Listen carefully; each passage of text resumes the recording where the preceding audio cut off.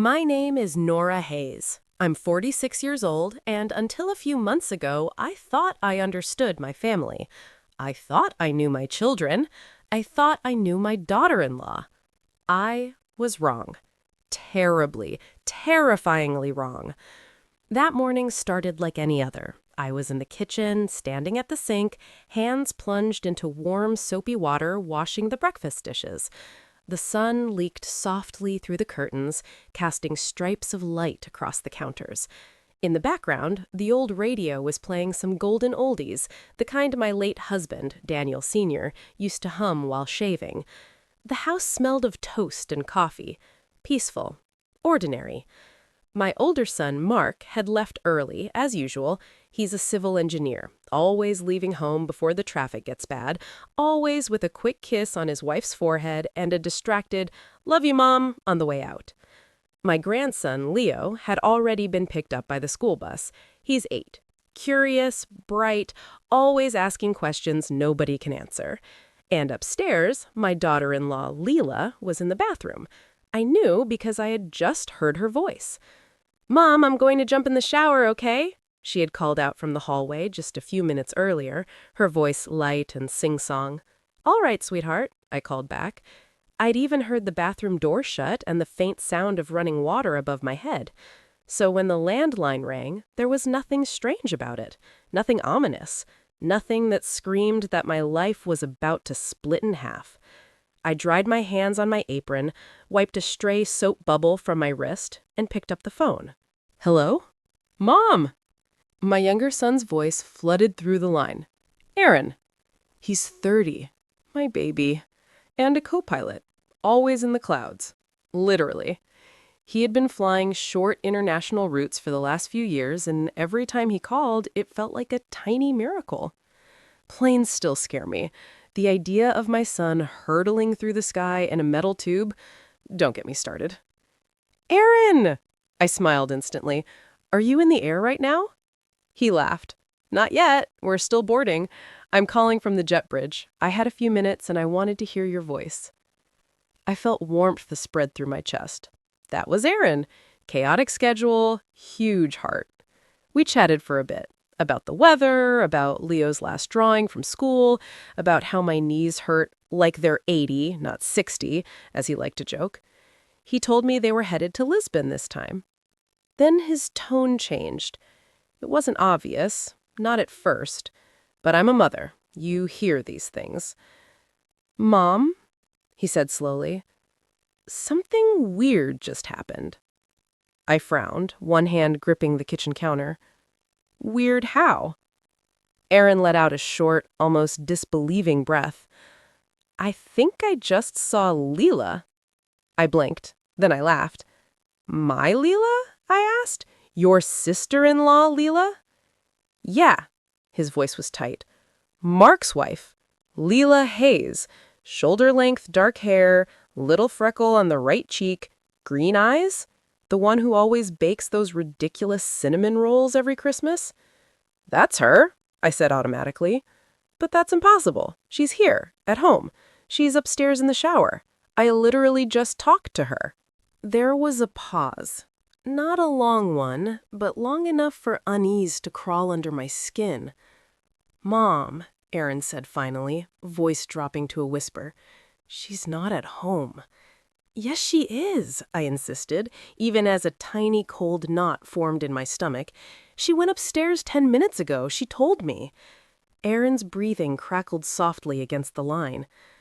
"Okay," he said, "then explain this. I'm looking at her passport right now. I just scanned it at the boarding gate. She's on my flight, and she's already in first class." The room tilted slightly. I tightened my grip on the counter edge.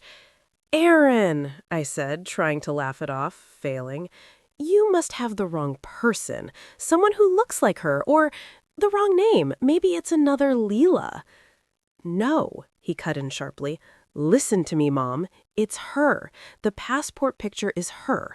The name is Leela Hayes. Same birthday as Mark gave in his wedding forms. Same everything." I pressed the phone harder against my ear. Upstairs, the water was still running. I could hear it, faintly. "You're sure?" I whispered. Erin's voice dropped even lower. "Positive. I personally walked through first class to greet a few VIP passengers. She's sitting in 2A, wearing that beige coat she always posts on Instagram. She's with some guy in a navy suit. They're holding hands. That can't." My throat closed.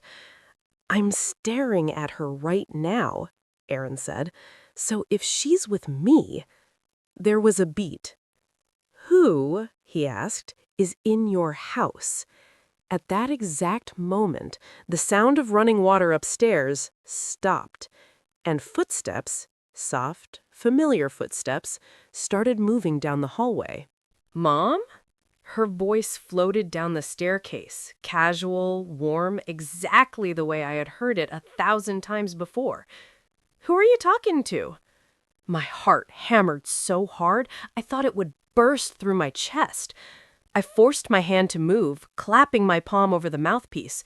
"Just a friend," I called back, and my voice came out slightly too high, too quick. "Oh, okay," she answered. "I'll be down in a minute. Just gonna change." I heard her bedroom door close. I brought the phone back to my ear. My hand was trembling. "Erin," I whispered. "She's up there. I heard her. She just finished showering." Silence. Then, quietly but firmly, "Mom, I am standing at the front of the aircraft. I can see 2A from here.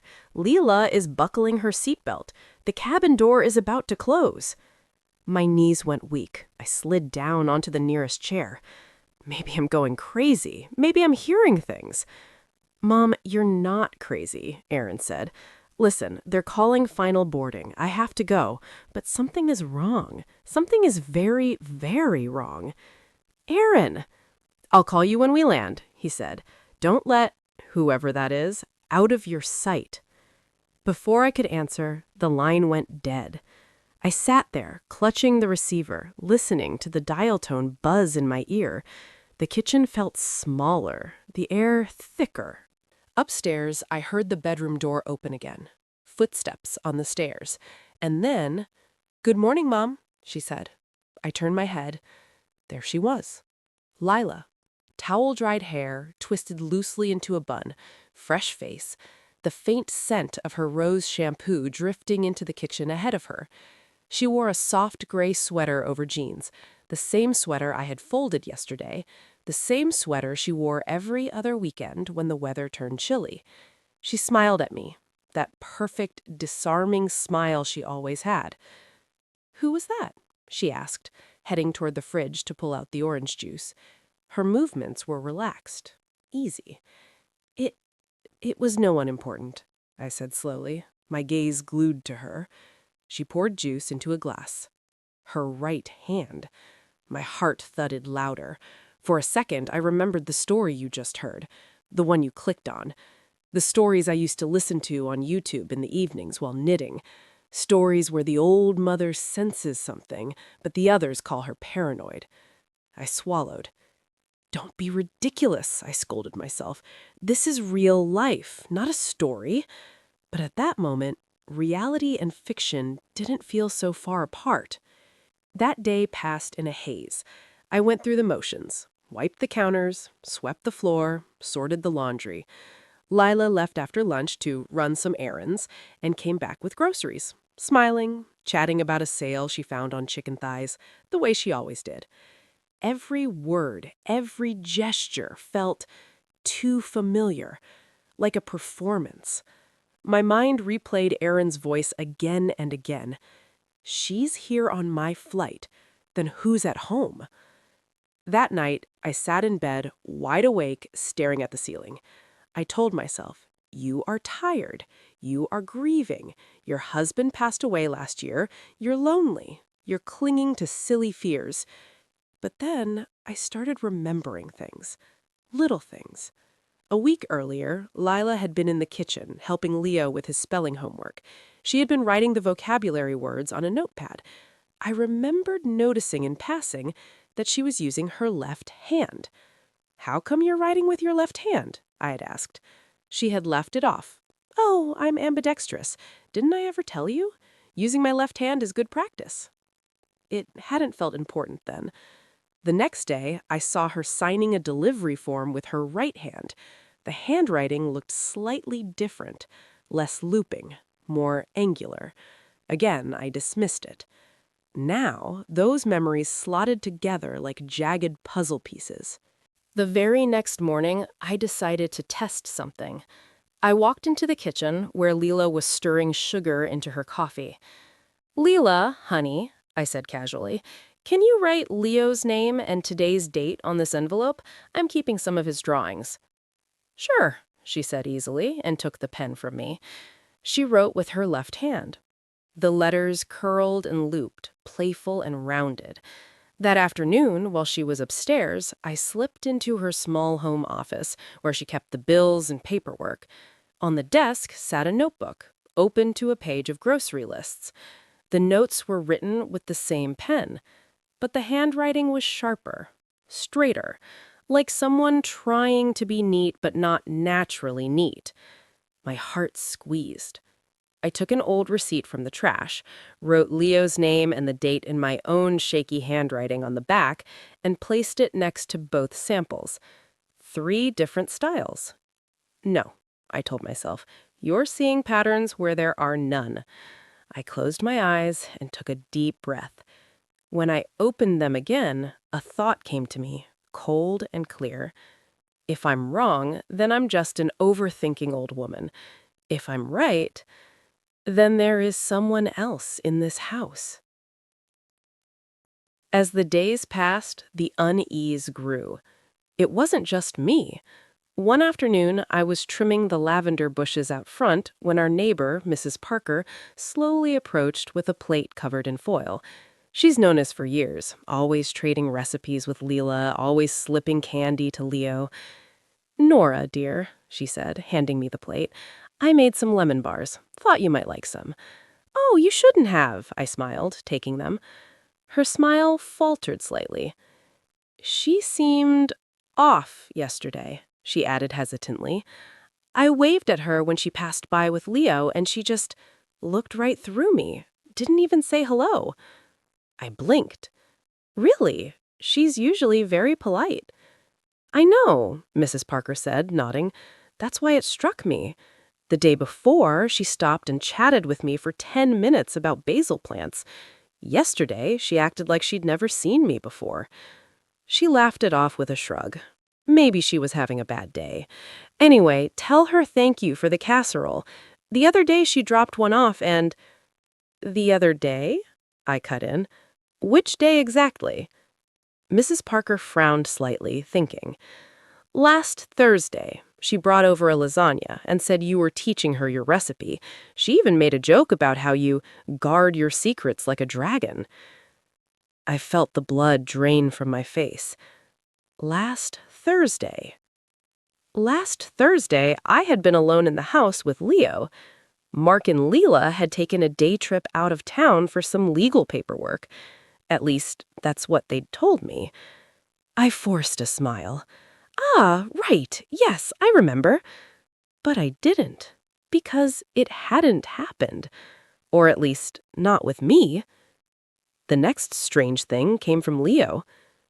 Grandma, he asked one afternoon, his feet swinging off the kitchen chair while he munched on an apple, why is Mom so different sometimes? I tensed. How do you mean, sweetheart? He frowned, thinking hard in that serious way only children can. Well, yesterday she helped me with my math homework, and she was so nice. She even drew little smiley faces next to my correct answers with her right hand. He giggled. She said she learned that from you. I did do that with your dad, I murmured. But today, he continued, looking down at his apple, she told me to stop bothering her. She said, "You're old enough to figure it out yourself, Leo." And she wrote in my notebook with her other hand. It looked ugly. He opened his backpack, pulled out the notebook, and thrust it at me. Look, Grandma. 2 pages, one filled with neat numbers, little smiley faces, the other more hurried, jagged, the 7s slashed diagonally, the 4s closed at the top. I swallowed the lump in my throat. "Your mom is just busy, sweetie," I said. "Sometimes grown-ups get tired." He looked up at me with those wide brown eyes that could see straight through lies. "Grandma," he whispered, "I like the nice mom better." So did I. A few days later, I stopped by the small bakery down the street, Cullen's, where Leela always bought croissants on Saturdays. "Mrs. Hayes," Mr. Cullen greeted me from behind the counter, dusted in flour. "You need more of those chocolate croissants for Leo?" "Not tonight," I said. "Just a loaf of sourdough, please." "As you wish," he smiled, wrapping a loaf. "Your daughter-in-law was here earlier. She's quite something, that one. Yesterday she complimented the bread so much I thought she was going to marry it," he chuckled. "Today she came in, didn't say a word, barely looked at me, took her change and walked right out." It was the same story, over and over. Warm, cold, warm, cold. Sweet, sharp, sweet, cruel. Like two women wearing the same face. That night, I made a decision. After everyone had gone to bed, Mark exhausted from work, Leo tucked in with his teddy, Leela claiming a migraine and retreating early, I sat alone at the dining table. I pulled out an old leather-bound notebook from the drawer. It used to be my recipe book. Now I turned to a blank page and wrote in my careful, shaky hand, Day 1, 8 a.m., Leela leaves for yoga class carrying her red tote bag. Returns 12:30 p.m. with no gym clothes, only shopping bags. Mood, sweet. 7 p.m., eats dinner, laughs, sings along with TV ad. On the next line, Day 2, 9:25 a.m., Leela writes with left hand, Leo's homework. 3 p.m., neighbor mentions she ignored her. Mood, cold, impatient. Every small oddity, every inconsistency, I wrote it all down. I noted whether she carried her bag in her left hand or right, whether she remembered where we kept the sugar, whether she called me Mom or Nora that day. The more I wrote, the more the pages filled, the more impossible it became to pretend I was imagining it. There wasn't just one Leela in these pages. There were two. A week after Aaron's strange call, I got my chance. It was a Saturday. Mark had left to visit a construction site. Leo had a school trip. They were going to the planetarium. I had packed his lunch and kissed his cheek. That left only the two of us in the house. Leela came down the stairs in a light floral dress I'd never seen before. "Mom, I'm going to the market," she said, picking up her beige coat from the rack. "We're out of onions." "Oh?" I asked. "Already?" I tried to sound normal. "Do you want me to come with you?" No, she smiled quickly. "You rest. I'll be back soon." She slipped her arms into the coat, grabbed her purse and keys, and headed out. As soon as the front door shut, I wrapped my shawl tightly around my shoulders, grabbed my old handbag, and stepped outside too. I stayed 3 houses behind, walking as quietly as I could. Leela didn't take the usual route to the supermarket. Instead, at the corner, she turned left into a narrower side street I rarely used. I followed, my heart pounding, my feet aching in my old shoes. Further up, she crossed another intersection and then turned again, this time into an alleyway lined with old brick houses, most with peeling paint and rusted fences. This was not the way to the market. But she walked with purpose, like someone who'd done it 100 times before.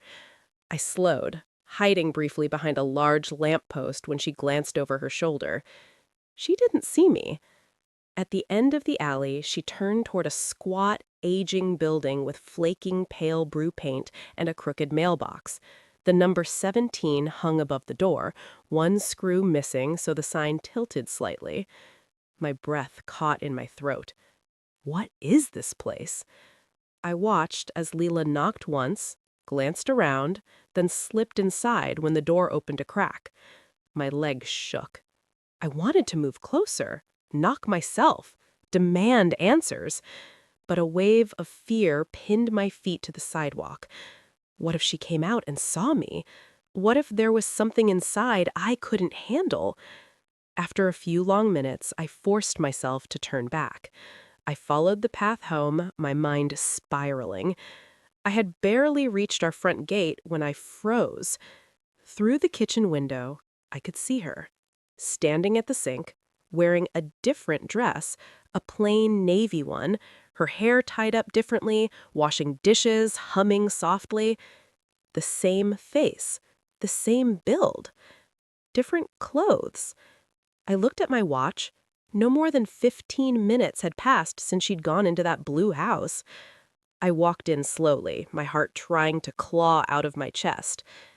"You're back?" I managed. She glanced over her shoulder. "Back?" She frowned lightly. "I never left. I was here doing the dishes." My mouth went dry. "But you said—" I stopped, because in that moment, I realized something.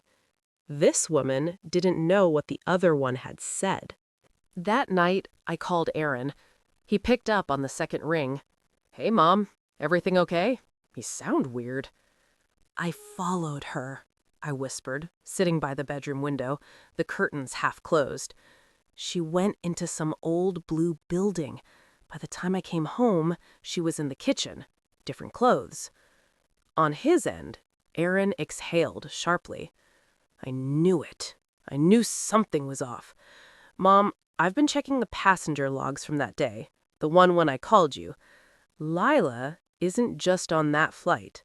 She's on 3 other flights in the past month. Lisbon, Paris, Vienna." My head spun. "What? Why? She told us she was home the whole month. She said they couldn't afford to travel," I said.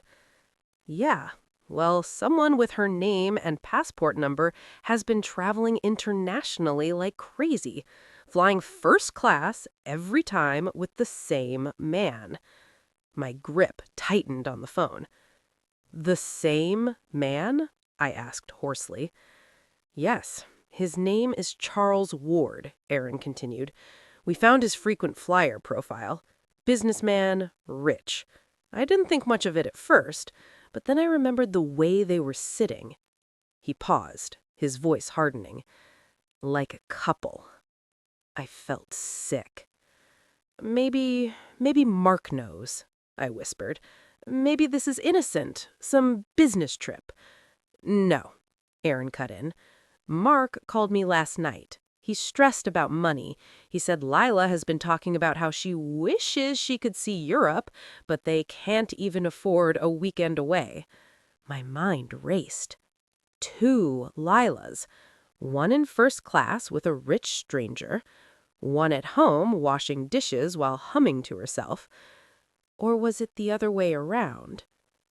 "Aaron," I said slowly, each word heavy, "I need to know what that blue building is. Can you look it up?" "Send me the address. I'll do it on my break." I told him the street name, the house number, 17 with peeling paint. "Got it. I'll call you back." When I hung up, my hands were shaking so badly that I nearly dropped the phone. I went downstairs for some water. In the kitchen, Lila was sitting at the table, cutting pictures out of a magazine. As I walked in, she looked up and smiled brightly. "Hey, Mom, Leo and I are doing a dream board tomorrow. We're going to paste places we want to visit someday. Look, here's Rome, and this is Lisbon, and this one's Vienna. Doesn't it look beautiful?" Her scissors sliced neatly through glossy paper. Snip, snip, snip. Lisbon, Vienna. I had to grip the countertop to stay upright. The following afternoon, I went back. I told Lila I was going to visit a friend. Mark was at work, Leo at school. My heart thudded all the way along the route. The blue building loomed ahead of me like something from a half-remembered nightmare. Number 17. My hand trembled as I knocked. For a few long seconds, nothing happened. Then the door opened a crack. I stared, and she stared back. Same face, same eyes, same freckle on the cheek. But the woman in front of me was not Leela. Not quite. Her hair was pulled back messily, tendrils escaping in a way I had never seen Leela allow. Her clothes were simple, worn. There were faint, dark circles under her eyes. "Yes?" she asked warily, her voice quieter, softer. I swallowed. "Leela?" I managed. She flinched slightly at the name. I'm sorry, she stammered. "I think you have the wrong address." From inside, a cough broke the silence, deep, racking. Someone older, sick. I tried to see past her, but she shifted, blocking the view. "Please," I said softly. "My name is Nora. I'm Mark Hayes' mother, Leela's husband." Something flickered in her eyes. "I don't know what you're talking about," she said quickly, starting to close the door. But then another voice spoke from inside, firm but gentle. "Ava," it said, "let her in. You can't keep hiding forever." The woman at the door, Ava, froze, her hand on the doorknob. Slowly, she opened the door wider. "Come in," she murmured, "but I never meant to hurt you." The interior of the house was small and worn, but tidy. An old man lay on a faded couch, coughing into a handkerchief. His skin was sallow, his eyes tired. A younger woman, about 30, sat on a chair beside him. She had a sharp, intelligent face and kind eyes. She stood up as I entered. "Mrs. Hayes?" she asked. "I'm Clara, Ava's friend. We've been expecting you." "Expecting me?" I repeated, confused. Clara gestured to the couch. "Please sit down. You should hear everything." I sat on a low stool, clutching my purse. Ava stood by the wall, arms crossed tightly, not quite looking at me. "Your daughter-in-law, Leela," Clara began, "has been coming here for about a year now. She and Ava met by chance at the free clinic across town." "At the clinic?" I asked. Ava finally raised her eyes to look at me. They were glossy with guilt. "My father has lung disease," she whispered, nodding toward the old man. "We didn't have insurance. The bills! I couldn't pay them. I was desperate. I was working 2 jobs, and it still wasn't enough." She swallowed. "That's when she approached me, Leela." I listened, my heart hammering. "She said I looked like her," Ava continued, voice shaking. "She said it like it was destiny, like it was a gift. She joked that we could be twins. She asked if I had sisters. I said I was adopted, that I didn't know. She got this strange look in her eyes." Clara squeezed her arm gently. "She offered me a deal," Ava went on. "She would pay my father's medical bills, all of them, if I did one thing." "What thing?" I asked, though I already knew. "If I pretended to be her," Ava whispered. "Sometimes, not always, just for a few hours, here and there, when she needed to be somewhere else." She looked at me as if begging for understanding. "She said it was harmless," Ava said. "She said it was just boring stuff, dinners with your friends, errands with the kid. She said she was exhausted and needed a break. I would just step in, act nice, smile, be her." She covered her face with her hands. "I swear to you, Mrs. Hayes, at the beginning, I believed her. I thought it was just a spoiled rich girl wanting to skip chores. But then—" "But then?" I pressed, my voice brittle. "Then I saw her," Ava said, lowering her hands. "With him." "With Charles?" I whispered. She nodded. "That first time, she told me to stay here in her beige coat and answer your son's calls if he rang, and to tell him she was at home with a headache. She paid me in cash and left. But I got worried. I followed her." A bitter laugh escaped her. "I'm not as obedient as she thought. I saw her get into a black car with a man in a suit. They were very close. Later, Clara helped me look him up. Charles Ward, Clara put in quietly, owns a chain of private clinics and cosmetic surgery centers. Private clinics, I repeated, my skin crawling. Yes, Ava said. He's rich, very rich. They were laughing together, kissing. He was talking about properties in Europe. Leela told me later I was never to follow her again, that if I did, the money would stop. Silence settled heavy over the room. I felt as if someone had taken a hammer to my ribs. "And you still kept doing it?" I asked, my voice barely more than a whisper. Ava's shoulders sagged. "My father was dying," she said simply. "When someone is drowning, they grab whatever hand is reaching out to them, even if that hand is pulling them into something worse." She looked me straight in the eyes, tears spilling. "I know what I did was wrong. I'm not asking for forgiveness, but I want you to know I never hurt Leo. I never yelled at him. If he ever saw me, I treated him like he was made of glass." I thought of Leo's words. "Some days Mom is an angel, some days she's mean." I realized with a cold shiver which version he had loved. It wasn't Leela. It was Ava. "Leela never told you why you look so alike?" I asked hoarsely. Ava shook her head. "She said it was a fun coincidence," she whispered. "But one time when she thought I wasn't listening, she argued with someone on the phone. She said, 'You can't prove anything. They separated us at birth. You gave one away.'" My breath caught. Separated who? Who gave who away? Ava looked at Clara. "Tell her," Clara urged. "My adoptive mother," Ava said slowly, "told me that when I was born there were complications. My biological family was very poor. There were twins. They couldn't keep both. A nurse arranged for me to be adopted by another couple." The world tilted. Twins. Poor family. Same face. Same birth year. I thought of Leela's reluctance to talk about her early childhood, how she'd always dodge questions, how she claimed to have no baby pictures because a flood destroyed them. A cold certainty slid into place. "You and Leela," I whispered. "You might be sisters." Ava stared at me stunned. "Sisters?" she repeated. "She never told me that. Not once.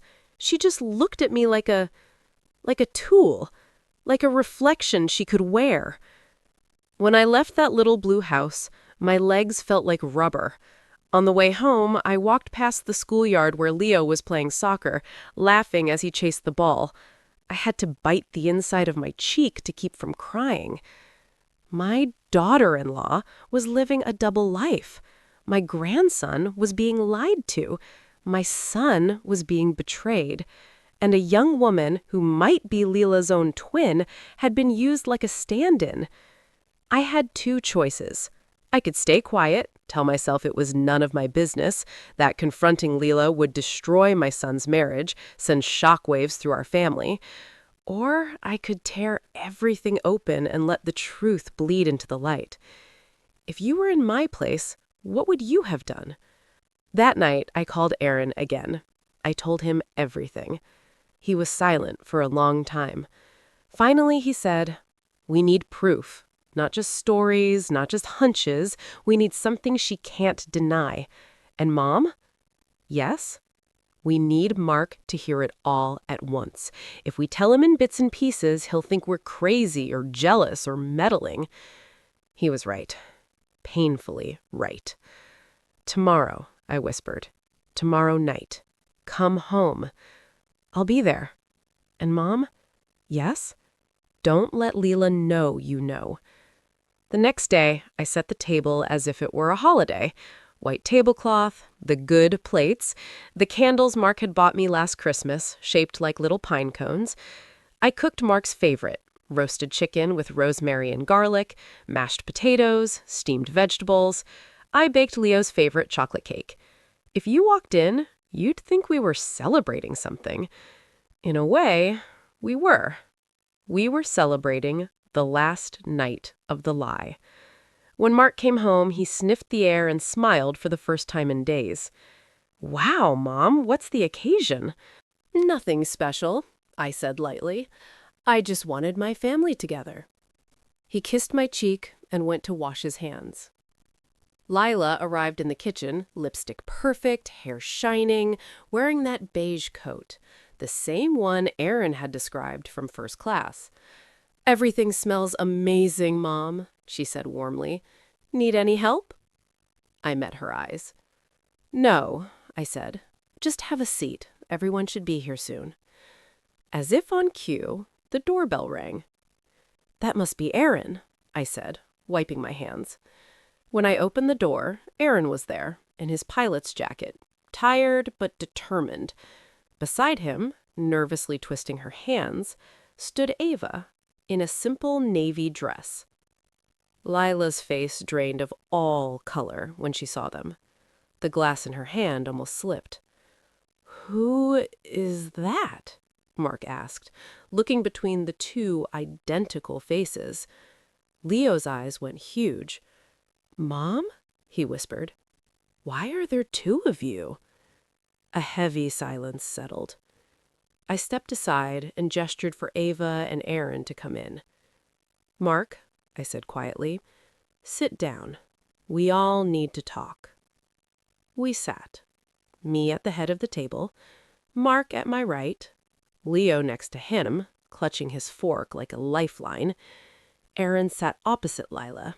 Ava sat at the far end, her shoulders hunched. The candles flickered between us. "Mom, what is this?" Mark asked, trying to laugh and failing. "Who is she?" I looked at Lila first. "Do you want to tell him?" I asked softly. "Or should I?" She swallowed, her fingers digging into the napkin in her lap.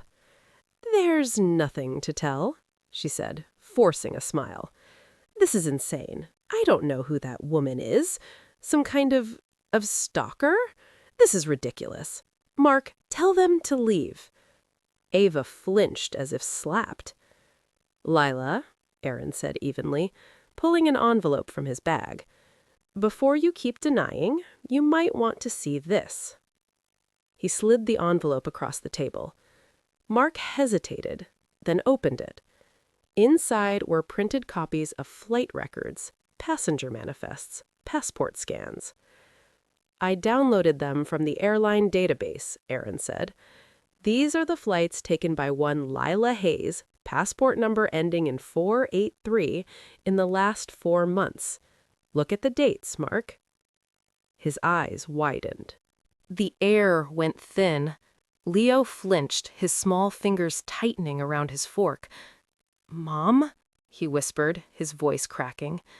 Do you hate us?" Leela looked at him, and something flickered in her eyes. For a brief second, I thought I saw regret. Then it vanished.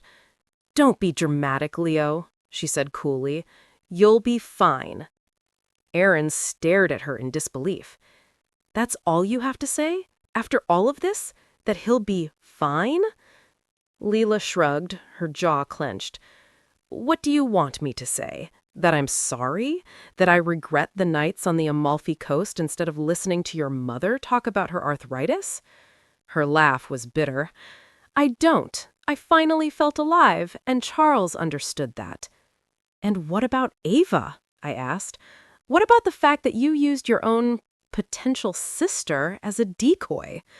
For the first time, Leela's composure faltered. "That's not proven," she snapped. "We don't know anything about DNA or—" "I do," Aaron interrupted, placing a small plastic bag on the table. Inside were 2 cotton swabs. "I picked up a few strands of your hair from the bathroom brush, and Ava brought hers. We sent them to a lab. I got the results this afternoon." He held up a folded sheet of paper. Mark stared at it like it was a grenade. "What does it say?" he croaked. Aaron unfolded it, his voice low but clear. "It says there is a 99.98% probability that you," he pointed to Leela, "and you," he pointed to Ava, "are biological twins." Silence. The world seemed to hold its breath. Ava burst into sobs. "I asked you so many times," she cried, looking at Leela. "I asked if you knew anything about my parents. You always changed the subject. Why?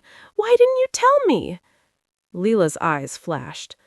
"Because I didn't ask to share my life with someone who grew up in the gutters," she snarled. "I clawed my way out of that. My mother kept me. She gave me to a better family. She made a choice. I was the one worth keeping." My stomach turned. "So it's true. You knew you were a twin all along." Leela lifted her chin. "Yes," she said. "I knew. I found out when I was 16. My mother slipped up one night after drinking too much. She told me there had been two of us. She couldn't feed both, so she gave the other one away." Mark's face was white. "You never told me," he said. "Why would I?" she retorted. "It's a tragic little story. It doesn't change anything." "It changes everything," I said sharply. "You found your twin, and instead of telling her, 'We were separated, we've both suffered, let's help each other,' you saw an opportunity to use her like a tool, like a mask."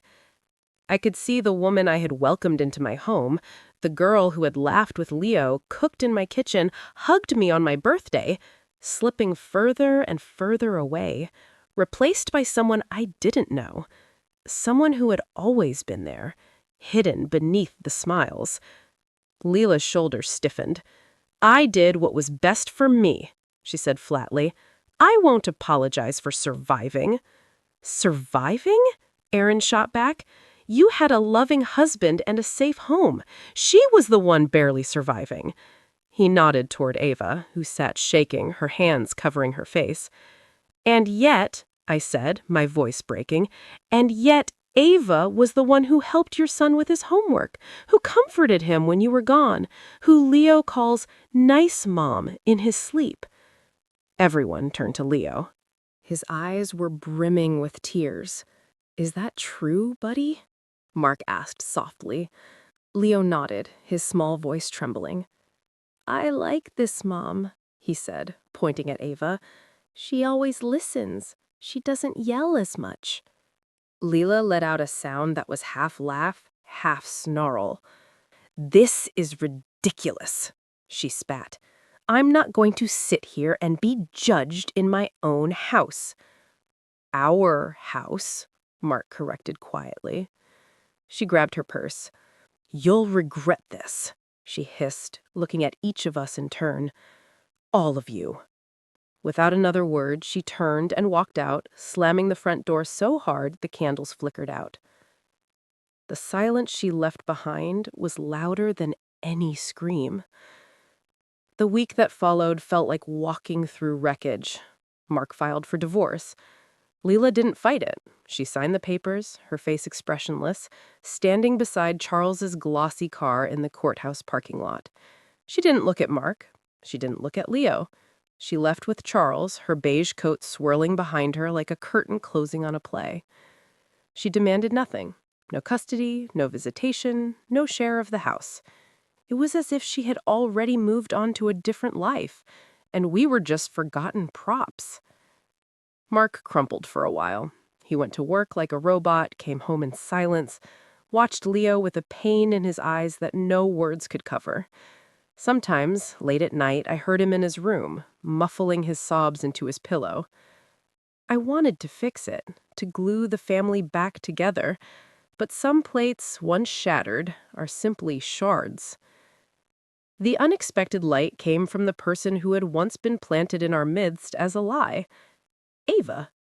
At first, she stayed away, thinking we would never want to see her again, but Leo kept asking, "Grandma, Where's the other mom? The nice one." He didn't mean Leela. So one afternoon, I called her. "Ava," I said, "would you like to come over for dinner? Leo misses you." On the other end, she started crying. "I don't deserve this," she whispered. "Neither did you deserve to be used," I replied. "Come." She came. Quiet, nervous, wearing a simple dress and carrying a dish of overcooked pasta she'd tried to make like Leela used to, apologizing for how it turned out. Leo ran to her and hugged her legs so tightly she nearly fell over. "Are you staying?" he asked anxiously. She looked at me. I nodded. "If you want me to," she answered softly. Over the next few weeks, she came more often. She helped Leo with projects. She listened to Mark rant about legal forms. She washed dishes with me, laughing when I told her about Aaron's childhood tantrums. One evening, I walked past the living room and stopped. Leo was asleep on the couch, his head in Ava's lap. She was stroking his hair, humming a tune softly. A tune I hadn't heard since my own mother sang it to me. It wasn't one of Leela's songs. It was older, deeper. "Where did you learn that?" I asked from the doorway. Ava looked up, startled. "This?" she asked, humming the melody again. I don't know. Sometimes it just comes into my head. I've heard it since I was little. My adoptive mother used to hum it when she didn't know I was listening." I leaned against the doorframe, my heart tight. It was the same lullaby I used to hum to Mark and Aaron, the same one my grandmother had hummed to me. Some things, it seems, weave themselves into our blood, regardless of where we sleep at night. Months have passed since that night at the dinner table. Lila and Charles moved to another country. Last I heard from Aaron's airline gossip, they were bouncing around Europe, checking into luxury hotels, sipping champagne in business lounges. Good for them. Let them have their more. We rebuilt in the quiet they left behind. Mark slowly learned to smile again. Not the wide, easy smile he used to have. Not yet, but small ones, soft ones. The kind that creep in when he watches Leo playing with the dog in the yard. Ava got a job at one of Charles's clinics, not because of him, but because Aaron spoke to some contacts and they recommended her as a front desk coordinator. She's good with people, patient, kind. She comes over every day after work. She and Mark didn't get together right away. That would have felt too neat, too quick. But as time passed, as they shared late-night coffee at the kitchen table and laughed over Leo's antics, something blossomed. Not a replacement, something new. One evening, Mark stood in the doorway of the living room where Ava was helping Leo glue pieces onto a science project. He looked at her for a long moment. Then he said, quietly, "Ava, we can take this slow, but I just want you to know you're not a stand-in here. You're not a copy. You're you, and we're lucky to have you." She cried. We all did. So why am I telling you this? Why am I sitting here, an old woman in front of a camera, reliving the worst months of my life?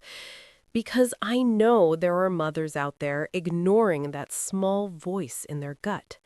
There are partners brushing off cracks in their loved ones' stories.